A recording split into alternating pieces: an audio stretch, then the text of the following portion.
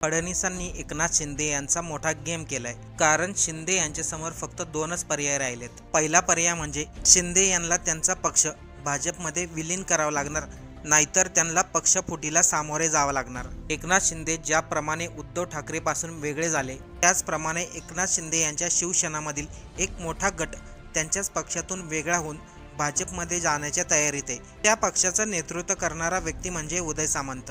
नेमकं असं काय घडलंय? एकनाथ शिंदे यांच्या समोर फक्त दोनच पर्याय उरलेत का? तर आपल्या पक्षामध्ये जी फूट पडली ती शांतपणे पाहत राहणं, किंवा दुसरा पर्याय म्हणजे आपला पूर्ण शिवसेनेचा पक्ष भाजपमध्ये विलीन करणं। पण या चर्चा सर्व आत्ताच का होत आहे? त्याच्या पाठीमागं नेमकं कोणतं कारण आहे? त्यामध्ये सर्वात पहिलं कारण म्हणजे सुप्रीम कोर्टामध्ये सुरू झालेली अंतिम सुनावणी। एकनाथ शिंदे जेव्हा शिवसेनेमधून बाहेर पडले, तेव्हा ते शिवसेना या नावावरती आणि धनुष्यबाण या नावावरती क्लेम करतील म्हणून याची कोणतीच शक्यता नव्हती। पण शिंदेंनी मात्र तेव्हा उलटा गेम केला, शिवसेना पक्ष आणि धनुष्यबाण या चिन्हावरती आपला क्लेम केला। महाशक्तीला सुद्धा तेव्हा एकनाथ शिंदे यांच्या पाठिंब्याची गरज होती। त्यामधूनच मग निवडणूक आयोग, सर्वोच्च न्यायालय आणि विधानसभेचा अध्यक्ष राहुल नार्वेकर असा त्यांच्या सुनावणीचा प्रवास झाला। शिंदे बरोबर जे काही आमदार गेले होते ते सर्व अपात्र ठरतील असं बोललं गेलं होतं, पण तसा कोणताही प्रकार घडला नाही। सर्वात महत्त्वाचं म्हणजे पक्ष आणि पक्षाचं चिन्ह, याबाबत निवडणूक आयोगाने निर्णय घेतला होता।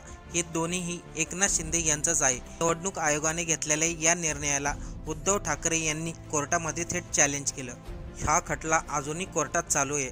8 ऑक्टोबरला याचा निकाल लागणार होता, शिवसेना पक्ष कोणाचा आणि धनुष्यबाण चिन्ह कोणाचं। पण अंतिम निकालासाठी कोर्टामध्ये पुढची तारीख देण्यात आली, 12, 13 आणि 14 नोव्हेंबर। कोर्टामध्ये जेव्हा सुनावणी पार पडली, तेव्हा उद्धव ठाकरे यांच्या वकिलांनी फक्त 45 मिनिटं मागितले। एकनाथ शिंदे यांच्या वकिलांनी तारीख पुढे ढकलण्याचा प्रयत्न केला। यावरून हे सिद्ध होते, शिंदे यांची बाजू कोर्टामध्ये कमी पडते। सुप्रीम कोर्टाने निवडणूक आयोगाचा निर्णय जरी बदलला नाही, उद्धव ठाकरे यांना त्यांचा शिवसेना आणि धनुष्यबाण हे चिन्ह दिलं नाही, तरी देखील कोर्ट एक निर्णय घेऊ शकतो।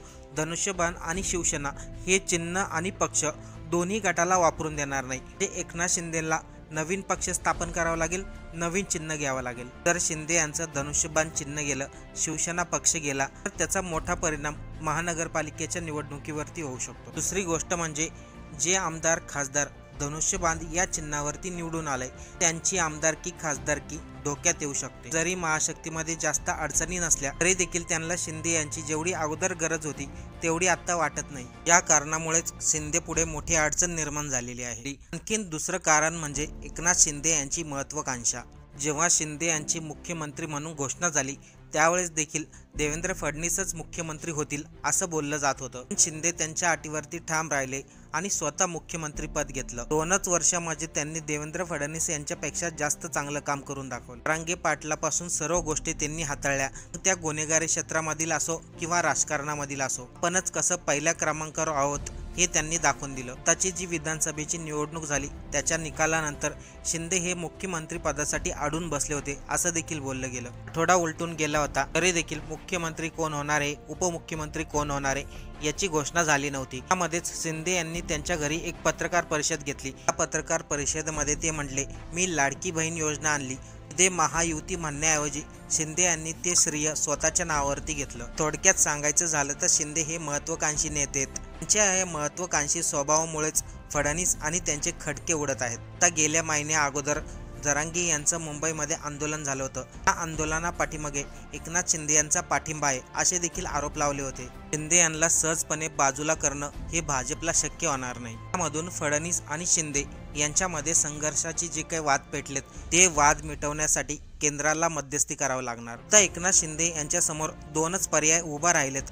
तर म्हणण्याचं आणखीन एक तिसरं कारण म्हणजे भाजपला लॉंग टाईमसाठी राज्यामध्ये, देशामध्ये पाहिजे नसलेली एक हाती सत्ता। तेव्हा राज्यामध्ये विधानसभेचा प्रचार जोमामध्ये चालू होता, तेव्हा अमित शहाने संघाची एक मीटिंग घेतली होती। त्या मीटिंगमध्ये अमित शहा म्हणाले होते, पुढच्या निवडणुकी आपल्याला एक हाती लढायच्यात आणि एक हाती जिंकायच्यात। अजित पवारांना संघाबरोबर घेणं हे भाजप पक्षाला पटलं नव्हतं। त्याचं स्पष्टीकरण फडणवीसांना द्यावं लागलं होतं। सर्व गोष्टी सांगण्याचं तात्पर्य म्हणजे भाजपला पूर्ण राज्यामध्ये एक हाती सत्ता हवी। भविष्यामधल्या राजकारणात आज आपल्यासोबत असलेला कुठलाही पक्ष आपल्याला सोडून जाऊ शकतो. सर्व गोष्टीची जाणीव भाजपला आहे. विशेष म्हणजे राज्यामध्ये महायुतीचं सरकार येणार नाही अशा चर्चा चालू झाल्या होत्या, पण झालं उलटच. महायुतीची सत्ता आली. केंद्रामध्ये जर भाजपची सत्ता नसेल तर शिंदे देखील पलटी मारू शकतात. त्यामुळे शिंदेला स्वतंत्रपणे ताकद देण्यापेक्षा आपल्या पक्षामध्ये घेऊन आपल्याच कंट्रोलखाली ठेवण्याचा भाजपचा हा डाव.